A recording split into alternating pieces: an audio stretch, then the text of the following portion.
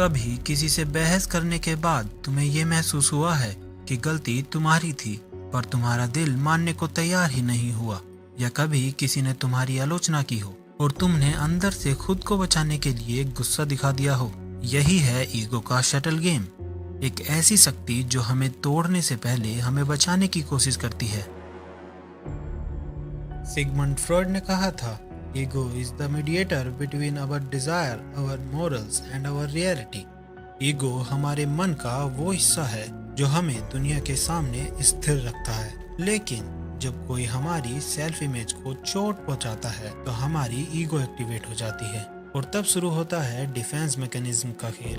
Freud की बेटी एना Freud 1936 ने अपनी किताब ego and the mechanism of defence में बताया कि इंसान जब इमोशनल पेन या गिल्ट महसूस करता है तो उसका ईगो उसे बचाने के लिए कई मेंटल ट्रिक्स खिलाता है, जैसे denial, projection, rationalisation, regression, displacement etcetera. ये सब हमारे दिमाग की ऑटोमेटिक सील्स हैं जो हमें दर्द से बचाते हैं लेकिन सच्चाई से दूर कर देते हैं। सोचो, जब कोई तुम्हें सच बताता है कि तुम गलत थे, तब ईगो तुम्हारे अंदर से कहती है, नहीं मैं तो सही था, क्योंकि ईगो को कंट्रोल पसंद है, ग्रोथ नहीं।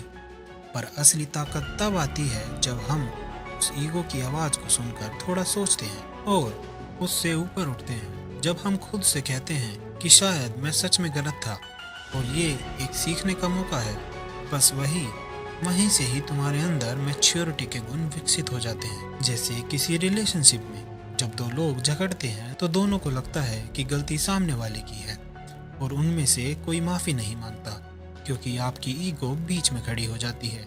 धीरे धीरे साइलेंस कम्युनिकेशन को निगल जाता है और एक ब्यूटीफुल रिश्ता सिर्फ इसलिए ख़त्म हो जाता है क्योंकि ईगो ने हमें बचाने के बहाने हमें तोड़ दिया।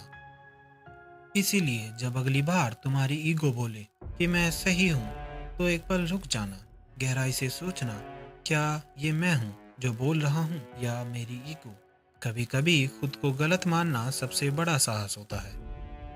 ईगो हमें कमज़ोर नहीं बनाती, पर अगर हम उसे पहचान ना पाएं तो वो हमें अंधा कर देती है। जैसे छतरी हमें बारिश से बचाती है, वैसे ईगो हमें इमोशनल स्टॉर्म से बचाती है।